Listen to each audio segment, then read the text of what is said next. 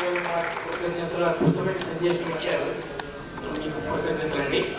తర్వాత శ్రీ గంగారాం గారు 2 నిమిషాలు వారి మోడర్న్ రీసెర్చ్ వేదాలకి ఎలా అన్వయించాలి అన్న విషయాన్ని మనకి పంచుకుంటారు మనతో.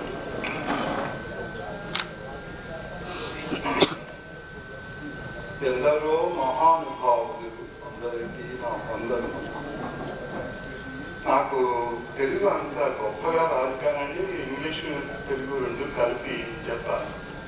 లక్ష్మీనారాయణ గారు ఐకేఎస్ గురించి వాళ్ళు అది చెప్పారు. ఐకేఎస్ అంటే ఇండియన్ నాలెడ్జ్ సిస్టమ్. దాన్ని మోడీజీ గవర్నమెంట్ వాళ్ళు ప్రోత్సాహం చేసి డిగ్రీలు ఇస్తామని అంటున్నారు. నేను ఇక్కడ నిలబడడానికి ఎందుకు వచ్చానంటే, చెప్పబోయేది అందరూ వేదం ధర్మం కాపాడాలని అంటున్నారు, బాగానే. మోడర్న్ సైన్సెస్లో షణ్ముఖ శర్మ గారు లాంటి వాళ్ళు చాలాసార్లు అమెరికా దేశాన్ని వచ్చి చేస్తున్నారు. నా పాయింట్ ఏంటంటే ఇక్కడ వేదార్థమే కాకుండా వేదం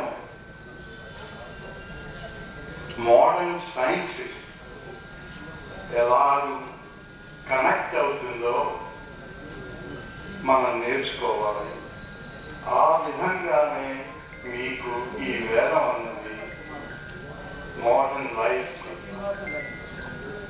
కనెక్ట్ అవుతుంది, తర్వాత ఉపయోగపడుతుంది. నేను ఎక్కువసేపు మాట్లాడదలుచుకోలేదు, 2 సూచనలు ఇస్తాను. ఇప్పుడు ఒక గ్లాస్ ఉందనుకోండి, దానిని మేము రకరకాలైనటువంటి, మేమనేది ఏంటంటే ఇంగ్లీష్లో యాంప్లిట్యూడ్ అంటాం, ఫ్రీక్వెన్సీ అంటాం. ఈ యాంప్లిట్యూడ్ అండ్ ఫ్రీక్వెన్సీ 2 వేరు చేసి ఆ గ్లాస్ని మేము పగలగొట్టగలం దూరం నుంచి. దానినే రెజనెన్స్ అంటాం. సో దానికి ఘనకి ఏమైనా సంబంధం ఉందని నేను అంటలేదంలో, ఉందా అని క్వశ్చన్ చేసి దాని నిమిత్తంగా రీసెర్చ్ చేయాలి. ఈ విధంగా current knowledge base system improve చేయాలి. ఇంకొక ఉదాహరణ ఏంటంటే, ఇప్పుడు మొలిక్యులర్ సెల్ బయాలజీ అంటారండి. 30 ఏళ్ళు రీసెర్చ్ చేసి కనుక్కుని 2018లో అణువు, ఈ సెల్ అన్నది never dies. It forms into different manifestations, but it never dies. That is called the Atma. Therefore, we need to figure out a way to establish a connection between the modern sciences, perhaps the better word is contemporary science, vis-a-vis the Vedic sciences. ఇంకొకటి ఏంటంటే, ఈ ప్రపంచం అన్నది 3000 ఏళ్ల క్రితం 4000 ఏళ్ల క్రితం వచ్చిందని క్రిస్టియన్స్ చెప్పారు. మన వాళ్ళు పెద్ద బాలశిక్షలో చదివితే 4.8 బిలియన్ ఇయర్స్ వచ్చిందని ఎప్పుడో చెప్పారు మన వాళ్ళు. ఇప్పుడు వీళ్ళు కూడా అనేది అది కరెక్టే, 4.8 బిలియన్ ఇయర్స్ వచ్చింది అని. ఇది అంతా ఎక్కడి నుంచి వచ్చిందండి, ఎలా వచ్చిందండి, అది నాకు తెలీదు, ఎవరినో అడిగాను, వాళ్ళకి తెలియదు నిజంగా చెప్పాలంటేను. But we need to do some research in this area, then we will have the right place in the world community. Thank you.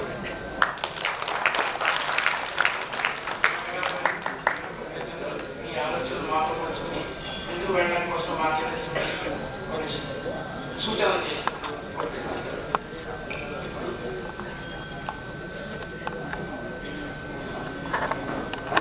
Vishwanath Gopalakrishna గారిని వారి సందేశం స్వస్థంగా అడుగుతున్నాం. శంకరం లోకశంకరం గురు బ్రహ్మ గురు విష్ణు గురు దేవో మహేశ్వర గురు సాక్షాత్ పరం బ్రహ్మ తస్మై శ్రీ గురవే నమః. శివాయ గురవే నమః. ఈ సభలో ఉన్న పెద్దలందరికీ నమస్కారం. ముఖ్యంగా కాంతి శ్రీచరణుల యొక్క ఆదేశం మేరకు శ్రీకాంత్ గారికి వచ్చి ఈ మన ఉల్లపల్లి సీతారామచంద్ర గణపాటి గారి సన్మాన కార్యక్రమం జరిపించాలని, దానిలో ఒక కార్యకర్తగా నన్ను కూడా నియమించడం, జగద్గురువులకి నా మీద ఉండే కటాక్షం, దానికి కూడా నేను శిరస్సు వంటి వారికి నమస్కారాలు చెప్తున్నాను. కార్యక్రమంలో చాలా విశేషమైనటువంటి సూచనలు వచ్చాయి.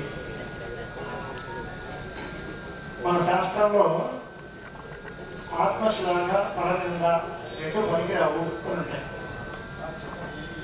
అంటే ఎక్కడ గొప్పగా దాన్ని స్వీకరిస్తారు. శంకర భగవత్పాదాచార్య వారు కూడా అనేక రకాలైనటువంటి మతాలను తీసుకొని ఎంతవరకు వేద విరుద్ధం కాదో ఆ భాగం అంతా స్వీకరిస్తాము, ఎక్కడ వేద విరుద్ధమైన అంశం ఉందో ఆ అంశాన్ని మాత్రం పరిష్కరిస్తాము అన్నారు తప్ప ఆ మతాన్ని అందరినీ దోచేస్తామన్నారు. ఎవరు ఏం చెప్పినా దానిలో వేద విరుద్ధంగా ఉన్న భాగం అయితే వదిలేస్తాము. వేదానికి అనుకూలంగా ఉండే దాన్ని స్వీకరించడానికి మాకు ఏ అభ్యంతరం లేదు. ఇది వారు చెప్పారా నేను చెప్పామని నాకు అనవసరం. ఇది మంచి అయితే సమాజానికి ఉపయోగపడితే దాన్ని మనం స్వీకరిస్తాము. ఎక్కువ సమయం లేదు కనుక కొద్దిగానే మాట్లాడతారు. ఆర్షం ధర్మోపదేశంచ వేదశాస్త్ర అవిరోధినాయ తర్కేణ అనుసంధత్తే సధర్మం వేద నేతరః అను. ఆర్షం ధర్మోపదేశంచ వేదశాస్త్ర అవిరోధినా యః తర్కేణ అనుసంధత్తే సధర్మం వేద నేతరః. మనం ధర్మం దాని చుట్టూ తిరుగుతుంది కదా. మొత్తం భారతీయ సంప్రదాయం సంస్కృతి అంతా ధర్మం చుట్టూ తిరుగుతుంది. ధర్మం అనేది వేదం చేసి చెప్పుకోవడిందే తప్ప మనకి తోచిన ధర్మం కాదు. అంచేత మనం ధర్మాన్ని రక్షించాలి. ధర్మం వల్లనే ఈ జగత్తు ఈ రకంగా నిలబడుతోంది. ఇప్పుడు జగత్ ప్రతిష్టాహేతుమైన ధర్మాన్ని మనం తెలుసుకోవాలి అంటే వేదంలో చెప్పినది అథవా వేదానికి అవిరుద్ధంగా ఉన్నదాన్ని మనం స్వీకరించవచ్చు. కొన్ని వేదాల్లో సాక్షాత్గా కనిపించవచ్చు. అనంత వేదరాశిలో కొన్ని మరుగులు పడిపోయిన చిన్న శాఖలు ఉన్నా వాటిల్లో ఉన్న విషయాలను కూడా మహర్షులు మనకి స్మృతి రూపాల్లో అందించవచ్చు.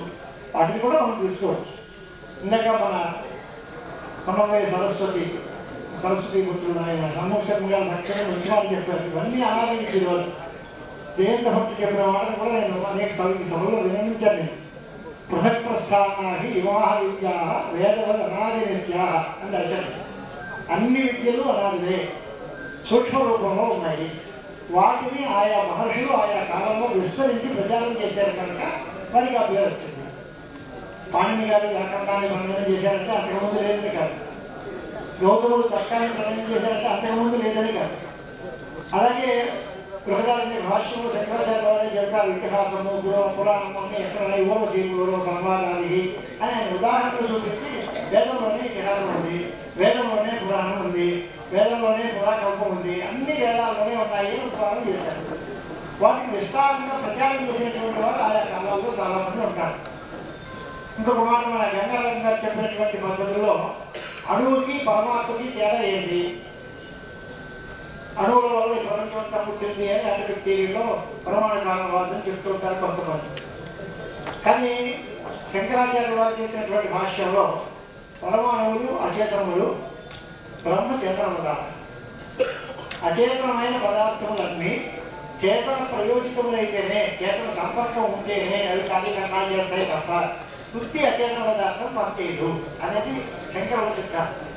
అంటే ఏదైనా వస్తువు, మన శరీరం ఉంది, శరీరం అంతా జడం, దాని లోపల ప్రాణశక్తి ఉంటే, జీవశక్తి ఉంటే ఇప్పుడు ఈ శరీరం పనిచేస్తుంది.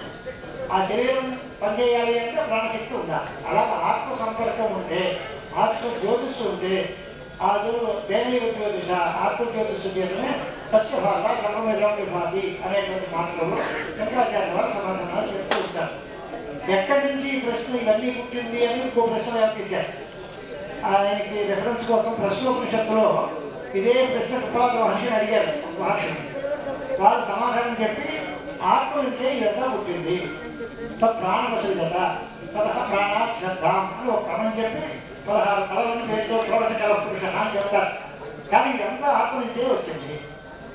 ఆ పరంపరలో వాళ్ళు ఏం చెప్తారంటే మొట్టమొదటిలో ఆత్మ చైతన్యం ఉంది, దాని తర్వాత సూక్ష్మభూతాలు ఉన్నాయి, తర్వాత హిరణ్యగర్భ సృష్టి జరిగింది, తర్వాత పంచమహాభూతాలు వచ్చాయి, అవి పంచీకృతాలైతే ఇంద్రియాలు అవన్నీ తయారయ్యాయి. వరుస సృష్టి ప్రక్రియ అంటే ఆయన చెప్పారు. మన దైత్రీయంలో కూడా తస్మాత్మా తస్మాత్మ ఆకాశ సంభూత అని ఆత్మ నుండి ఆకాశాల సృష్టి బయలుదేరింది. అంటే సాంప్రదాయికమైన వేదాంత సిద్ధాంతం ప్రకారం సృష్టికి కారణం పరమాత్మే తప్ప ప్రధానాదులు కాదు. సాంఖ్యులు చెప్పే ప్రధానం కానీ, పరమాణు కారణవాదులు చెప్పే తార్కికులు చెప్పే పరమాణువులు కానీ, స్వభావవర్ణనం కానీ, శూన్యవాదం కానీ ఏమీ స్వీకరించడానికి వీల్లేదు అని శంకరాచార్య వారు వారి భాష్యాల్లో చాలా విస్తారంగా ఉపవాదన చేశారు. అంటే దానికి సమాధానాలు ఉన్నాయి, లోపం లేదు. అయితే ఇంతక ఇంకొక మాట సైంటిఫిక్ థియరీ అన్నారు. ఒకటి భౌతిక దృష్టి, రెండవది ఆధ్యాత్మిక దృష్టి. వేదాలని ఆధ్యాత్మిక కోణంలో మోక్షానికి పరమార్థానికి సాధనంగా వాడుకున్న జాతి, దాన్ని భౌతిక దృష్టితో భౌతిక సాధనంగా వాడుకుంటే ఎందుకంటే అద్భుతాలు సృష్టించవచ్చు. సృష్టికి ప్రతిసృష్టి చేసిన విశ్వామిత్రుడు ఏ సామర్థ్యంతో చేశారు? భర్తృహరిలో వాక్యదేవో మాట అన్నారండి, ఋషీనాముల జ్ఞానం తదప్యాగవపూర్వకం. వాల్మీకి, వ్యాసులు మొదలైన వాళ్ళు అంతంత గొప్ప జ్ఞానం సంపాదించి గ్రంథాలు రాశారు అంటే వాళ్ళకి ఆ జ్ఞానం ఎక్కడొచ్చింది? అంతకుముందు భారతం లేదే, అంతకుముందు రామాయణం లేదే, మరి వారు ఎక్కడ చదువుకున్నారు అంటే వేదంలో చదువుకున్నారు. ఈ విజ్ఞానానికి అంతా మూలం అదే వేదము. అంటే వేదంలోకి తీసుకొని దాన్ని ఈ రకంగా మనకి బాగా విస్తరించి అనుగ్రహించారు. కాబట్టి ఋషుల యొక్క విజ్ఞానానికి కూడా మూల కారణమైన వేదాన్ని మనం భద్రపరుచుకుంటే దానిలో ఉన్నదాన్ని డీకోడ్ చేయడానికి, దాన్ని తెలుసుకోవడానికి మనం అనేక రకాలైనటువంటి సాధనాలు వాడుకోవచ్చు, తప్పలేదు. మన కంప్యూటర్ నాలెడ్జ్ అన్నారు, మంచిదే. ఎంతవరకు దాన్ని ప్రచారం చేయడానికి ఆ మూలాన్ని మూలక్షేత్రంలో పాండిత్య ప్రకర్షణ అదే మాట వేళాపడంగా అంటారు. అసలు మూలానికి అసలు పెట్టకూడదు. దాన్ని పరిపుష్టి చేయడం కోసం మనం ఎన్ని రకాల సాధనాలు తీసుకున్నా మనకు జరగలేదు. వేద ప్రామాణ్య రక్షణం, వేద స్వరూపాన్ని రక్షించాలి, వేద ప్రామాణ్యాన్ని అంగీకరించాలి.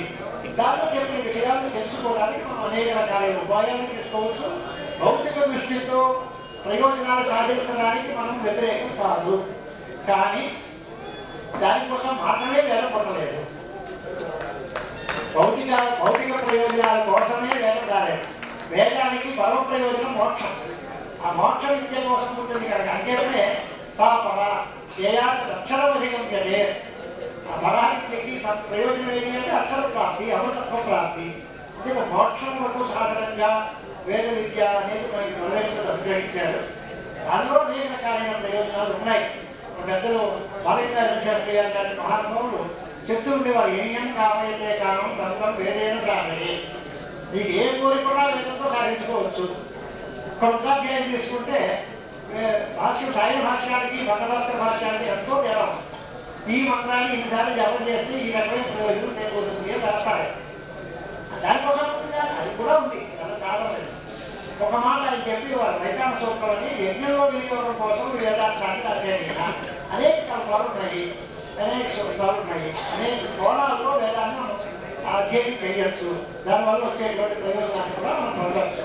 కనుక భౌతిక దృష్టి, పరమార్థ దృష్టి, దృష్టికోణంలో తేడా వల్ల ఆధ్యాత్మికమైన నేపథ్యంలో, ఆధ్యాత్మిక ధోరణిలో, ఆధ్యాత్మిక మార్గంలో వీటిని ఎంతవరకు అనుసంధానం చేయాలో ఆ రకమైన ప్రణాళికలో భారతదేశం నడుస్తుంది.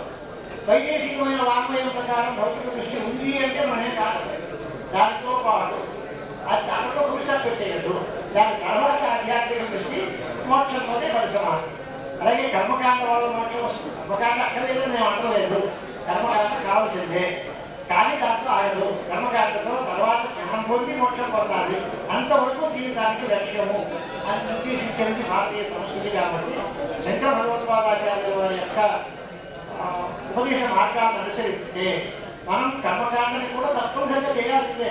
ఆయన భాష్యంలోనే రాస్తారు, తీసే భాష్యంలో 2వ మంత్రంలో కుర్వన్నేవేహ కర్మ అని విధి విషయ చదవడం సమానం.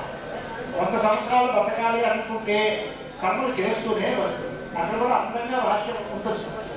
100 సంవత్సరాలు బతకాలని కోరుకోండి అని విధించట్లేదు, అది మీరందరూ మీరు కోరుకుంటారు. అక్కడ మేము విధించాల్సిన పనేమీ లేదు. కానీ 100 సంవత్సరాలు బతకాలి అని కోరుకునేవాడు ప్రతివాడు కుర్వన్నేవ కర్మాని, కర్మలు చేస్తూనే బతకాలి అనేది విధి. ఎందువల్ల అంటే ఇక్కడ మార్గం లేదు. దేవంపై నాణ్యత వస్తే నా కర్మ లిప్యతే నరే, నా కర్మ లిప్యతే నరే అంటే కొంచెం జాగ్రత్త పెట్టాలి.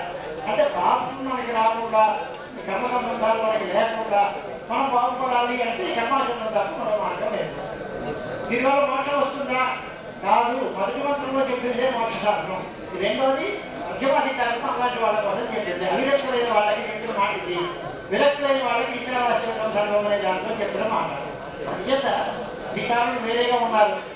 అజ్ఞానావస్థలో ఉండే అధికారులు కొంతమంది, విద్యావంతులు కొంతమంది, జ్ఞానులు కొంతమంది. వారి వారికి మార్గాలు, జ్ఞాన మార్గం వేరు, కర్మ మార్గం వేరు. కానీ అందరికీ ఉపయోగపడేది భక్తి మార్గం. మనందరం వేదపూర్వకమైనటువంటి వేదంలో చెప్పబడినటువంటి భక్తి జ్ఞాన కర్మాలు అన్నిటినీ యథాధికారం వేదాన్ని రక్షించుకోవాలి అంటే వాళ్ళు చెప్పింది చేయడమే.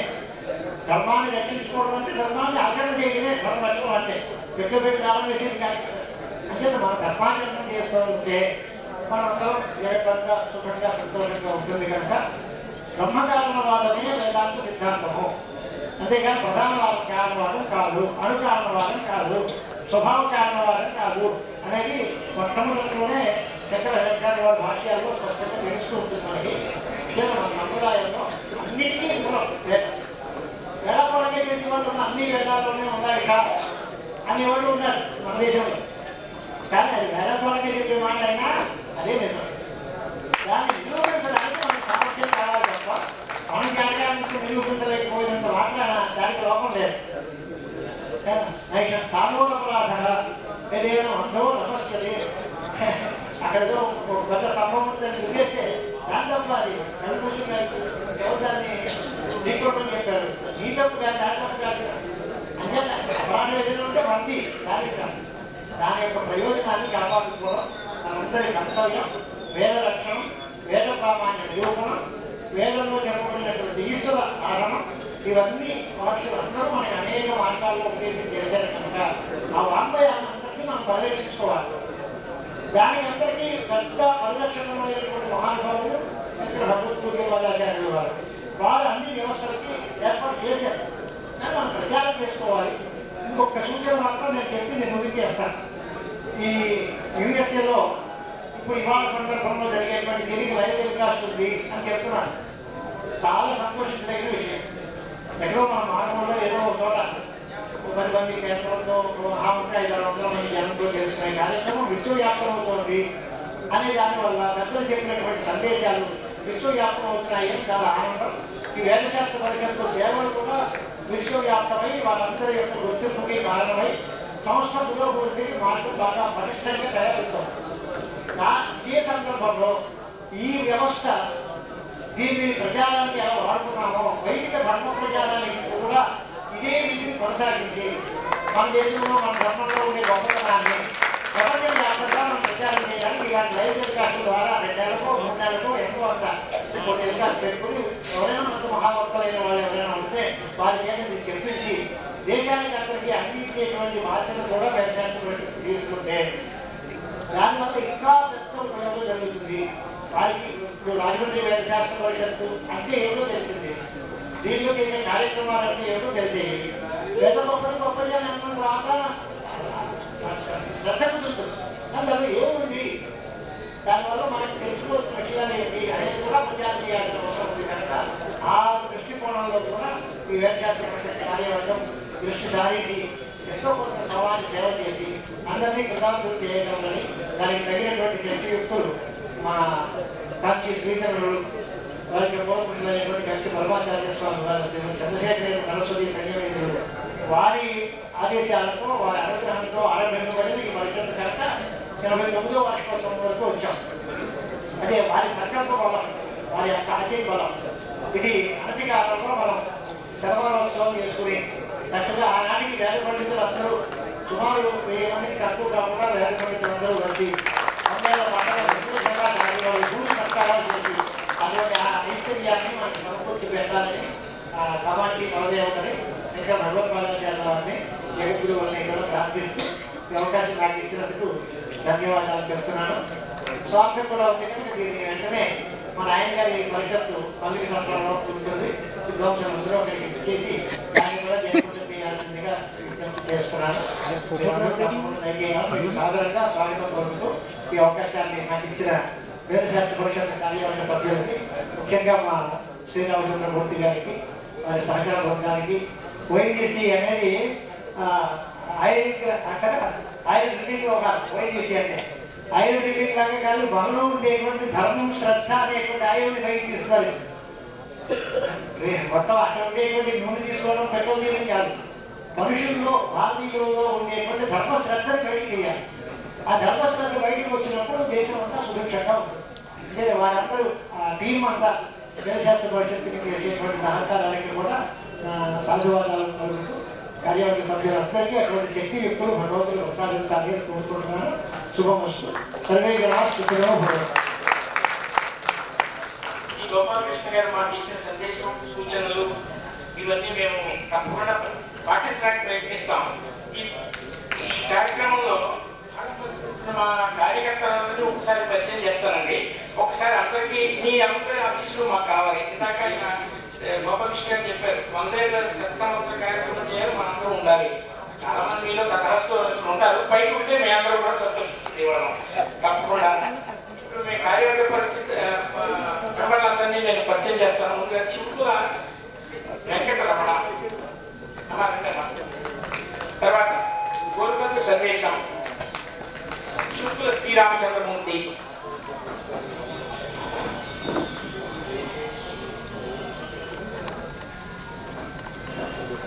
రేమేండ వెంకటేశ్వరనారాయణమూర్తి, చిర్రావుడి మల్లికార్జున మైత్రేయ, మోరపాడుల సూర్యనారాయణమూర్తి,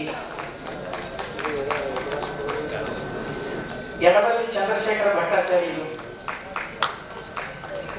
కొల్లూరి వెంకట రామ సత్యనారాయణ, ఎడవల్లి సుబ్రహ్మణ్యం. ఈయన ప్రస్తుతం అమెరికాలో ఉన్నారు, ఇక్కడ మన మధ్య లేరు. తర్వాత చల్లా వెంకట సుబ్రహ్మణ్యం, శ్రీ దెల్లుపూరి ఫణికుమార్, శ్రీ కాకపర్తి కామేశ్వర శ్రీరామ ధన్వంతరి, శ్రీ కుప్ప విశ్వపతి గారు. తర్వాత నేను నా పేరు జాగటి చంద్రమల్లి తరచంలో. మేమందరం 70 సంవత్సరాలకి ఒక 2 సంవత్సరాలు ఎక్కువ వయసు ఉన్నవాళ్ళం. కుర్రాళ్ళకి ఎందుకు అంటున్నారంటే మేము అందరినీ చూస్తేనే మాకు శక్తి, ఈ పరిచయానికి కావాల్సిన శక్తిని ఇస్తుంది మీరు. వట్యం రామకృష్ణ గారు, తర్వాత నౌడూరి శర్మ గారు, విశ్వనాథ్ శర్మ గారు. సో మేమందరం ఈ కార్యక్రమం చేయడానికి సహాయ సహకారాలు అందిస్తున్నారు. మన కార్యవర్గ సభ్యుల్లో ఒక ప్రెసిడెంట్ సెక్రటరీ కూడా ఈయన వాటర్ వెంకట ఓకే. యాక్చువల్లీ మనకు మెయిన్ కార్యవర్గం వాళ్ళని పనిచేసే వాళ్ళం, మేమే పనిచేస్తే పరిచయం చేసే కార్యక్రమం పెట్టుకున్నాం. మేము పనిచేసిన కార్యకర్తలు ఉంటాం, అంతే పని. మీరందరికీ సుపరిచితులే, మేమే పరిచయం లేదు రావాలని క్షమించండి ఇలా అన్నందుకు, అందుకని పరిచయం చేస్తున్నాం. సో మీ అంతా 70 ఏళ్ళు తీసుకుంటున్న జేబీ కాడాలో ఉన్న కుర్రాళ్ళమే. మీ అందరి ఆశీస్సులు తర్వాత మీ యొక్క సహకారాలు ఉంటేనే మేము చేయగలం ఏ కార్యక్రమమైనా. వేద విద్య గురించి మేము తెలిసిన తక్కువైనా ఏదో కుడతాపత్తి సాయం చేయాలని మేమంతా చేస్తున్నాం. ఈ కార్యక్రమం చేయడంలో ఎవరికైనా మనస్తాపం కలిగించే మాటలు కానీ చేతలు కానీ కనుక మేము చేసి ఉంటే మేము సొంత వీలం. అందరికీ మీ సహాయ సహకారాలు ఇలాగే అందించి మా యొక్క ప్రోత్సాహాన్ని ముందు నడిపించడానికి కావాల్సిన శక్తిని ఇచ్చి మమ్మల్ని ఆశీర్వదించుకొని పెట్టుకుంటాం.